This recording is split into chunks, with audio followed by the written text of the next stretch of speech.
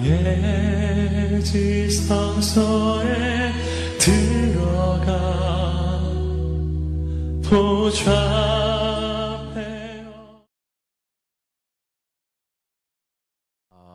우리 옆에 있는 성도들 바라보면서 마음을 담아서 서로 인사하며 나갑니다. 당신은 참으로 소중한 사람입니다. 다시 한번, 당신은 참으로 소중한 사람들입니다. 할렐루야. 그래요, 여러분 한 분 한 분은 정말 소중하신 분들이에요. 여러분의 가정에서도 소중한 분들이고, 또 우리 갈릴리 교회에서도 소중한 분들이고, 무엇보다 하나님 나라에서 정말 하늘의 별처럼 빛나는 하나님의 사람들임을 늘 기억하시고, 어떤 경우에도 여러분들이 여러분의 그 존재에 대한 이 자부심을 잃지 않는 성도들 되시기를 바랍니다. 죽어야 사는 길, 죽어야 사는 길이라고 하는 제목을 가지고 우리가 이 수요 말씀 소원을 통해서 제가 말씀을 전할 때 이 누가복음의 말씀을 계속해서 이렇게 강해하고 나가는데요. 특별히 이번 달은 우리 CLT 2기생들이 훈련을 받고 있어서 또 이기생들의 요청도 있었고, 그래서 제가 이번 달은 제가 이렇게 말씀을 전하게 됩니다. 죽어야 사는 길, 이 예루살렘 예고에 관한 그런 주님의 말씀이죠. 마태복음, 마가복음, 누가복음, 이 복음서 전체에, 이 공간복음 전체 안에 똑같은 말씀이 기록되어 있는, 그러니까 이 마태, 마가, 누가 복음 안에 이게 다 기록이 되어 있다는 얘기는 그만큼 중요한 그런 말씀 중에 하나다라고 하는 얘기인데, 예루살렘 입성에 관한 말씀인데, 여러분 예루살렘은 당시 이스라엘의 수도였죠. 그런데 단순히 우리가 생각하는 그런 수도의 의미를 넘어서는 장소가 바로 예루살렘이에요. 예루살렘에는 무엇이 있어요? 하나님의 성전이 있는 거룩한 성지예요. 그래서 예루살렘을 향하여 하루에 3번씩 디아스포라로 흩어져 살아가는 이스라엘 백성들이 예루살렘을 향하여 하루에 3번씩 기도했던 이유가 거기 있어요. 그러니까 예루살렘이 갖는 그 영적인 의미가 있다라고 하는 사실이죠. 예루살렘은 영적으로 보면 하나님 아버지의 품과도 같은 곳이고, 모든 이스라엘 백성들의 영적인 마음의 고향이기도 했다라고 하는 거예요. 그래서 우리가 이 명절이 되면 우리 민족이 민족 대이동을 하잖아요.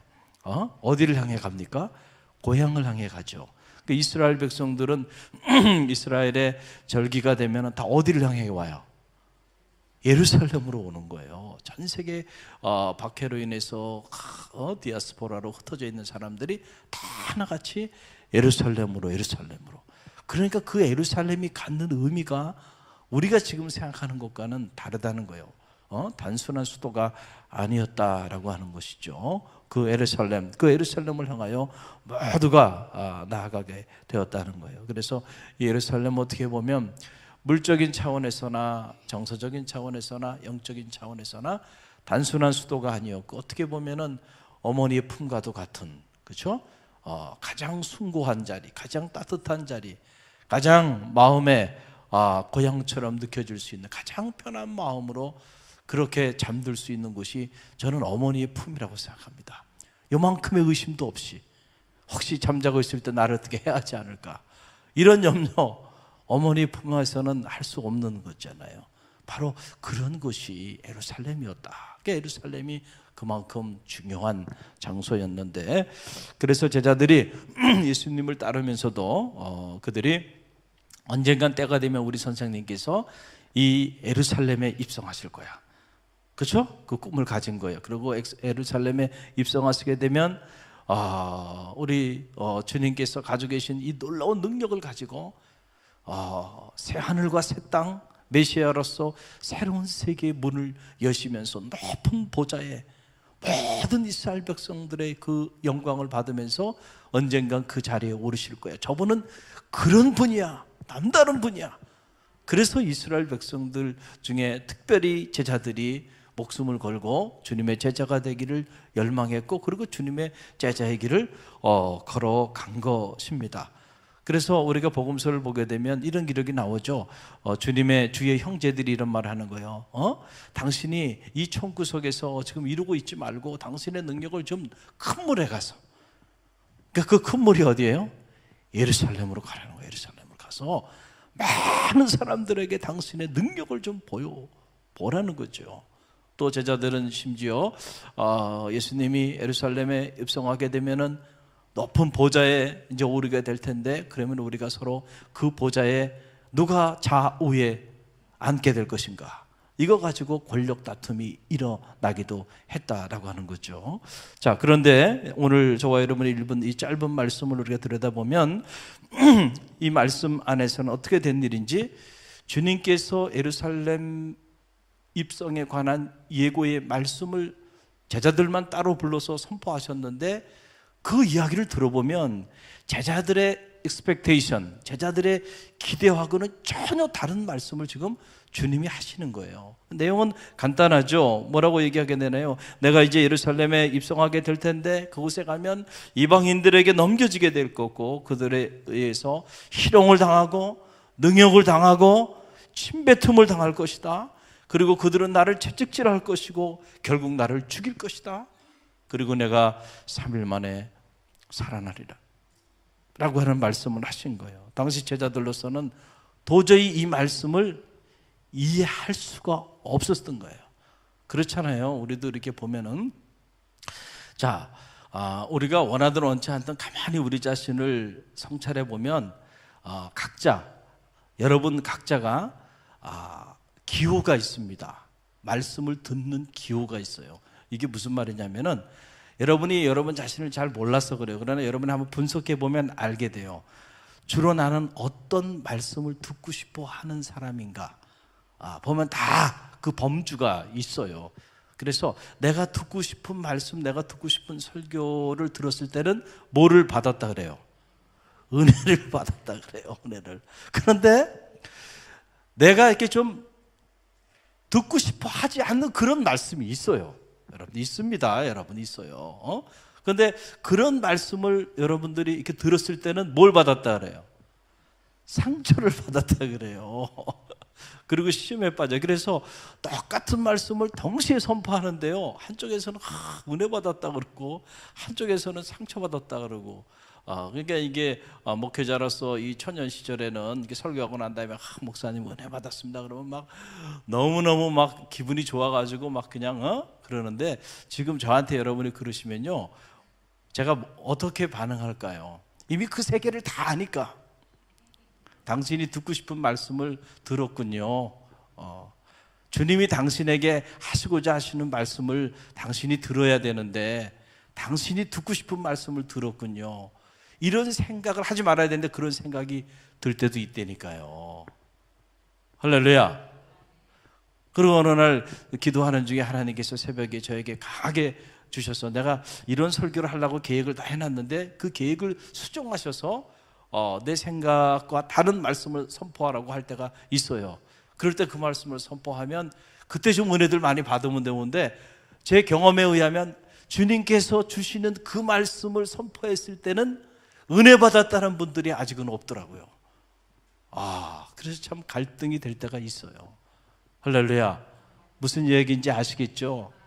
그래서 은혜 받는 것도 이 영적인 분별을 잘 해야 되는구나 라고 하는 그런 생각을 갖게 되는데, 자, 당시 제자들만, 오늘 성경을 보게 되면 제자들만 따로 불러가지고 주님께서 말씀을 선포하여 주신 거예요. 예루살렘 성에 입성하게 되는데 어떤 일이 일어날 것인가 말씀을 선포하여 줬는데, 그 말씀을 제자들이 듣고 싶은 말씀이에요? 듣기 싫은 말씀이에요? 듣고 싶은 말씀이 아니에요. 그 말씀은 당신이 예루살렘에 입성하게 되면 영광의 자리에 보좌에 오르게 됐고 수많은 사람들이 나를 경배하고 찬양하면서 내가 새로운 세상을 열 것이고, 그리고 그때에 너희들도 한 자리씩 다 해줄 거야.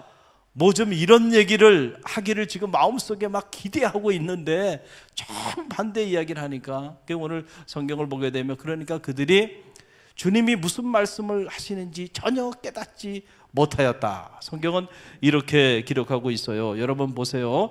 34절이죠. 여기 보게 되면 제자들이 이것을 하나도 깨닫지 못하였다. 영어 성경에 보게 되니까 The disciples did not understand any of this. 그러니까 이것 중에, 주님이 하신 말씀 중에 그 어떤 것도 이해하지 못했다. 왜냐하면 그들이 기대했던 말씀이 아니에요. 그들이 듣고 싶은 말씀이 아니에요. 그렇기 때문에 이해가 되지 않는 말씀을 주님이 하신 거죠. 성경에 자세히 기록은 되어 있지 않았지만 그들이 어떤 것도 이해하지 못했다는 얘기는 무슨 얘기예요? 여러분들이 예를 들어서 오늘 말씀을 듣는데 제가 한 30분 정도 이렇게 말씀을 전하는데 30-40분 설교를 하고 났는데 하나도 무슨 말을 하는지 알아듣지 못했다. 그렇다고 한다면 여러분 은혜를 받은 거예요? 아니면 시험에 빠지고 상처를 받은 거예요? 마음이 얼마나 답답하겠어요. 30분 40분 말씀을 들었는데 도대체 오늘 목사님이 무슨 말씀을 하는지 하나도 이해가 되지 않았다. 이해가 되시죠?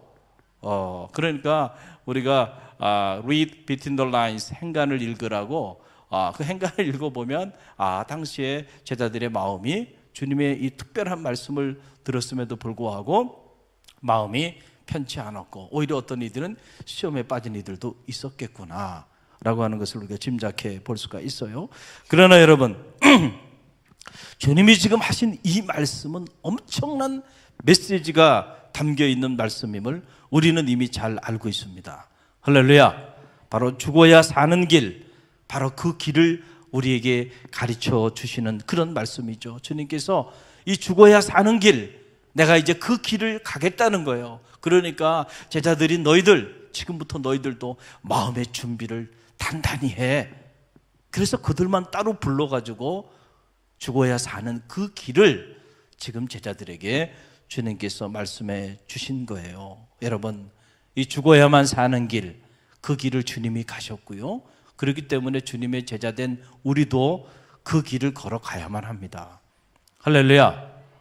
그 길을 걸어가야만 바로 우리도 부활의 영광에 이르게 된다는 거예요. 그래서 주님께서 당신을 따르는 제자들을 향하여 주님이 하신 말씀 뭐라고 말씀하셨잖아요? 뭐라고 말씀했나요? 누구든지 나를 따라오려거든 자기를 부인하고 자기 십자가를 지고 나를 쫓을지니라. If you want to follow me, first of all you need to deny yourself and take your cross and then follow me. 정말 나를 따라오는 나의 제자가 되길 원하느냐? 나의 팔로워가 되길 원하느냐? 너 자신을 먼저 부인해. 그리고 너에게 주어진 십자가를 줘. 그리고 난 다음에 나를 쫓아. 그러면 그때 너는 나의 팔로워가 될 거야. 나의 제자가 될 거야. 제자가 되는 길이 그렇게 간단한 길이 아니다는 거예요. 우리가 우리 자신을 포기하지 않고서는 그 길을 걸어갈 수 없는 그런 길이 제자의 길이죠. 여러분, 유럽 미술사에 있어서 가장 위대한 화가 중에 한 사람이고 또 가장 위대한 판화가로도 이렇게 알려진, 그리고 빛의 화가로도 알려진 네덜란드의 렘브란트라고 하는 화가를 여러분 잘 알고 있죠. 너무 유명하기 때문에 우리가 잘 알고 있어요. 이 사람의 작품을 보게 되면 그 화려한 붓터치, 그리고 그 화려한 색채감들, 무엇보다도 이 하늘에서 빛이 막 쏟아지는 것 같은 빛과 어둠의 색감을 어떻게 저렇게 한 폭의 그림에 담을 수 있을까? 그 앞에 서 있으면 그냥 감동이 돼요. 정말. 그래서 이 렘브란트의 이 작품의 마력이 거기에 있는데 천재 화가죠. 천재 화가. 그런데 그의 나이 27살 때 그가 놀라운 영적인 체험을 합니다. 십자가에 못 박힌 그리스도, 이 작품을 그가 그리는 중에 주님의 십자가에 매달리시는 주님의 그 모습을 그리고 성난 무리들 주님을 십자가에 못 박으라고 주님을 향하여 삿대질을 하고 소리를 지르는 그 성난 군중들을 그리는 중에 갑자기 엄청난 영적인 그런 충격을 받게 됩니다. 이 사람들 중에 내가 있구나, 그걸 깨닫게 되는 거예요. 내가 이 군중들 속에 내가 있구나. 나도 내가 이 주님을 십자가에 못 박았던 그 군중들과 내가 한패구나라고 하는 걸 깨닫고 그가 통렬한 참회의 눈물을 흘립니다. 그리고는 그 군중들 중에 자기 얼굴을 그려놨습니다. 이런 영적인 체험을 하고 난 다음에 이 렘브란트가 그 이후에 많은 작품들을 통해서 자기 얼굴을 작품에 집어넣기 시작하는데 빌라도의 법정이라는 작품에 보게 되면 예수를 십자가에 못 박으라고 선봉에서 소리 지르는 유대인의 그 군중 속에 자기 얼굴을 집어넣어요. 렘브란트가. 또 순교자 스데반이 순교를 당해 사람들에게 돌에 맞아서 순교를 당해 죽어가잖아요. 그럴 때 돌을 들고 그 스데반을 향하여 돌을 던지는, 그 선봉에 서서 돌을 던지는 그 사람의 그 얼굴을 누구의 얼굴로 그리냐면 자기 얼굴로 그려요. 렘브란트의 얼굴이 거기에 있어요. 작품을 보면은 돌아온 탕자, 그 탕자의 얼굴을, 자기 얼굴을 탕자의 얼굴로 그리면서 그가 그 이후에 평생 속죄하는 마음으로, 하나님 앞에 속죄하는 마음으로 내가 당신의 아들 독생자 예수 그리스도를 십자가에 못 박은 장본일이라고 하는 그 사실 때문에 늘 참여하는 마음으로 그는 이 예술가의 길을 걸어갔어요. 그래서 그가 한 2천여 작품을 남겼는데 거의 50% 이상 천여 작품이 이 성화예요. 기독교 성화. 그러니까 서양 예술사는 이 기독교 신학이나 기독교 영성을 모르면 서양 예술을 이해할 길이 없어요. 예술뿐만 아니고 음악도 마찬가지죠. 서양 음악의 아버지 바흐는 교회 신학자이고 교회 음악의 대가이죠. 그러니까 교회를 모르면 어떻게 그의 음악을 알 수 있겠어요.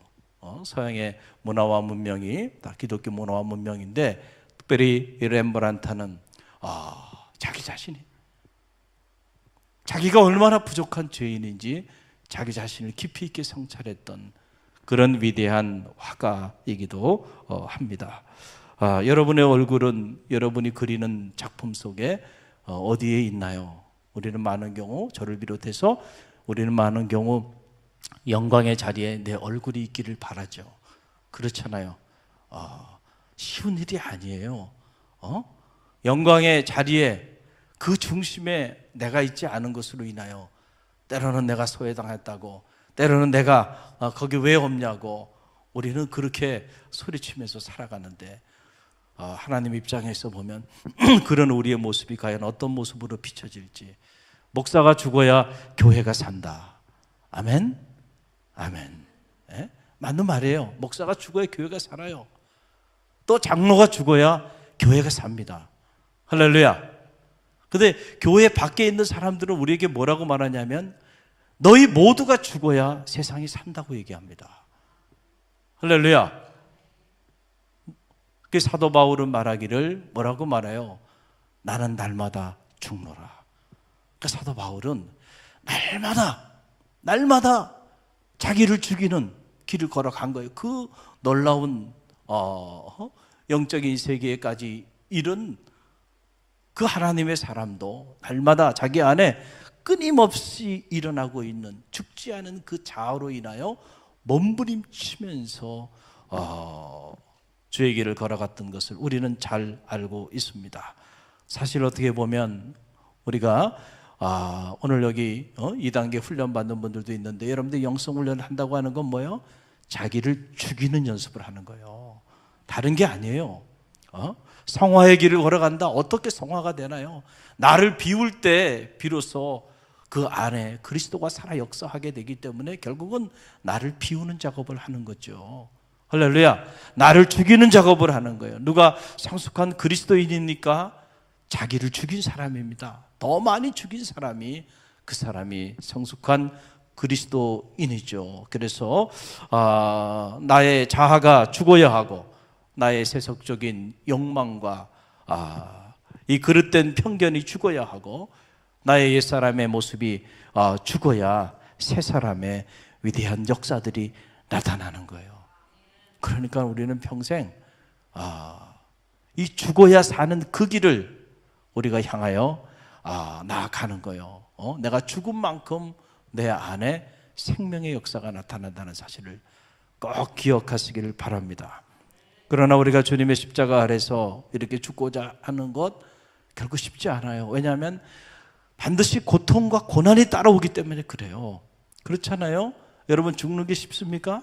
여러분이 죽는 게 그렇게 쉬워요? 쉽지 않아요. 그게 쉽다고 하면 벌써 하나님의 나라가 이루어졌어요. 할렐루야.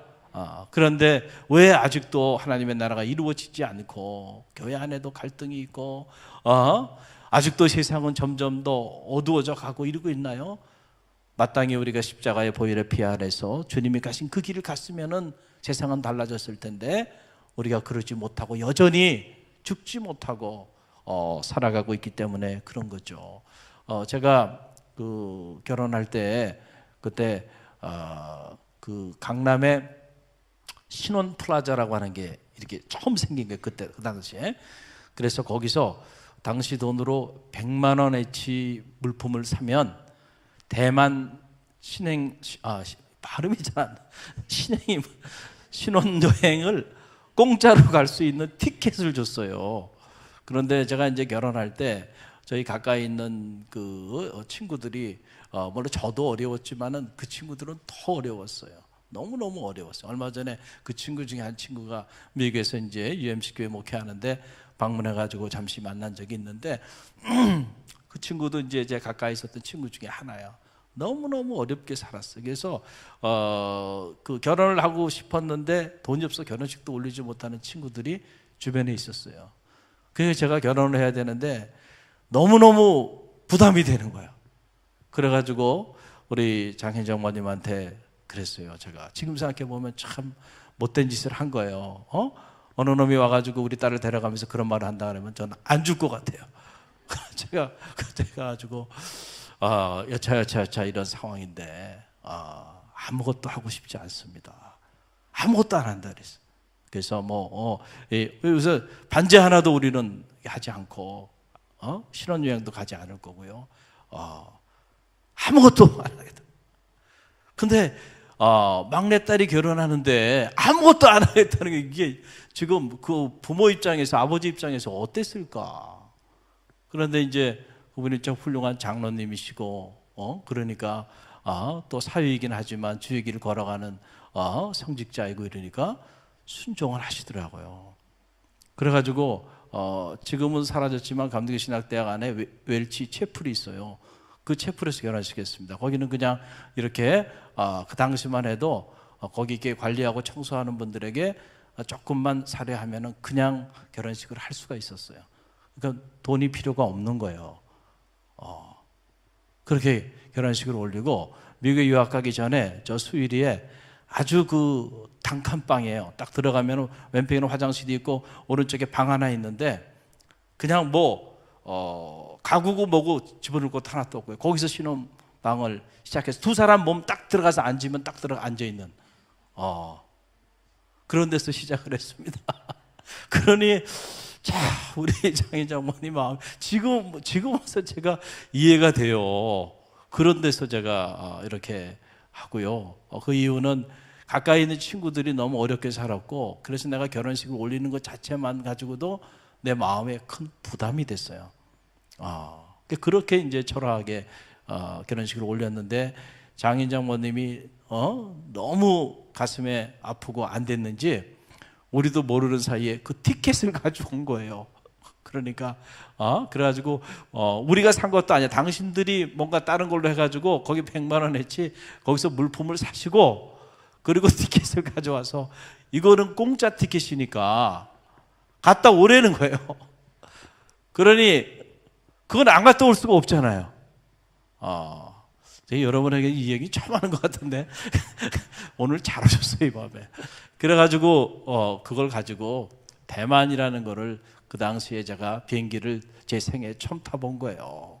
대만을 갔는데 그때 이렇게 가서 보니까 한 7쌍이 8쌍이 이렇게 갔어요. 가서 이렇게 보는데 그때 제가 와닿았던 게 뭐냐면은 대만은 이렇게 보물섬이더군요. 보물섬. 진주가 많은 곳이야. 진주가. 대리석이 많고 진주가 대리석만 팔아도 500년은 먹고 산대요. 대만이. 그리고 진주가 그렇게 많은 거예요. 식용 진주도 많고. 그래서 그게 충격이 됐던 거예요. 진주가 얼마나 귀한 건데 이 나라는 이렇게 진주가 많구나. 그러면서 그 진주에 관해서 그때 이렇게 얘기를 하는데 이 진주라고 하는 이 아름다운 보석이 어떻게 만들어지는가 얘기를 그때 하더라고요. 그러니까 이 조개가 모래알을 이렇게 먹으면은 그 모래알 때문에 조개의 그 살점이 막 에어지면서 그 아픔과 극심한 고통을 느끼게 되는데 그 고통을 느끼면서 분비물이 나온다는 거예요. 그 분비물이 이렇게 조개 안에서 이렇게 합쳐져 가지고 오랜 세월 동안 조개의 그 고통으로 인해서 흘러나오는 그 분비물의 결정체가 바로 그게 뭐예요? 진주라는 거예요.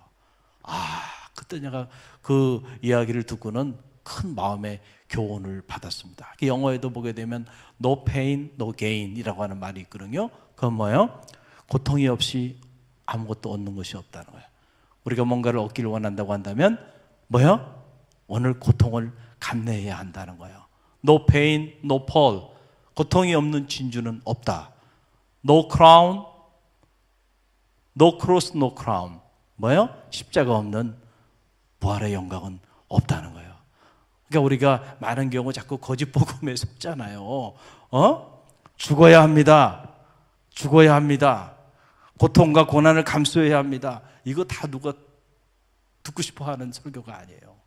영광에 이를 겁니다. 축복을 받을 겁니다. 이런 설교는 여러분들이 막 은혜를 받고요. 얼굴색이 막 설교하는 도중에 막 달라지고요. 그러나 여러분 어떻게 진주가 그 고난의 오랜 세월이 없이 그 고통에 자기 몸을 에이는 그 고통의 시간들이 없이 그런 주옥 같은 보석인 진주가 만들어질 수 있나요? 기억하시길 바랍니다. 지금 주님이 이 말씀을 하시는 거야. 죽어야 사는 길. 그래서 지금 제자들만 따로 불러서 내가 희롱을 당하고 능욕을 당하고 채찍을 당하고 그리고 죽임을 당할 것이다 라고 하는 그 말씀을 주님께서 하셨다라고 하는 사실입니다. 우리 갈릴리 교회는 올해 행복한 가정, 행복한 교회를 꿈꾸며 또 이렇게 나아가고 있습니다. 저는 바라기는 여러분의 가정이 다 행복한 가정이 되기를 주님의 이름으로 간절히 축원드립니다. 정말로 여러분의 가정이 행복한 가정이 되기를 원한다고 한다면 바로 주님의 자녀인 여러분이 먼저 죽는 연습을 해야 합니다. 여러분이 살고자 하면 여러분의 가정은 결코 행복한 가정을 이룰 수가 없어요. 여러분 보세요. 남편은 아내를 위하여 죽고자 해야 돼. 아내는 남편을 위해 죽고자 하고, 부모는 자녀를 위하여 희생할 각오를 하고, 자녀는 또 부모를 위하여 희생할 각오를 할 때 그 가정이 행복한 가정이 되잖아요. 할렐루야. 그런데 그 반대가 되면 정말 불행한 가정이 되는 거예요. 남편이 자기 혼자 살겠다고 아내를 희생시키고, 또 아내는 자기 혼자 살겠다고 남편을 희생시키고, 부모는 자기 살겠다고 자녀들 희생시키고, 자녀는 자기들만 살겠다고 부모를 희생시킨다고 그러면서 부모는 자식 탓하고 자식은 부모 탓하고 남편은 아내 탓하고 아내는 남편 탓하고 한다면 그 가정은 이미 끝난 거예요. 무너진 거예요. 정말로 행복한 가정을 만들기 원한다고 한다면 우리가 하나님의 미랄이 돼야 돼요. 다른 사람이 아니고 내가 우리 가정에 내가 죽어야 돼. 저희 집에도 제가 죽어야 합니다. 그래서 제가 지금 생각해 보면은 많이 죽고 있어요. 많이 죽고 있어요. 정말 많이 죽고 있어요. 근데 그동안에 젊을 때 한 짓을 생각하면 지금 제가 죽어도 더 죽어야 된다. 그래서 행복한 가정을 만들어야 그 행복의 기운이 우리 갈릴리 교회 성도들에게도 어떻게 돼요? 흘러 넘치게 되는 거예요.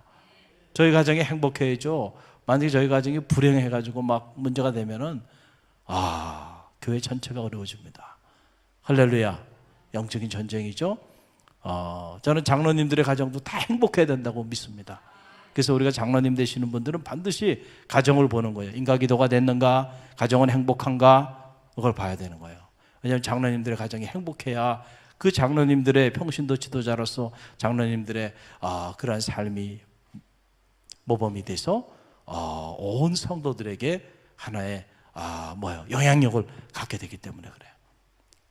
전체로 보면 우리 그리스도인들이 행복하게 살아야 돼. 그래 믿지 않는 사람들이 우리를 보고 나도 저렇게 살고 싶다. 그럴 거 아니에요. 크리스천 가정은 다르구나.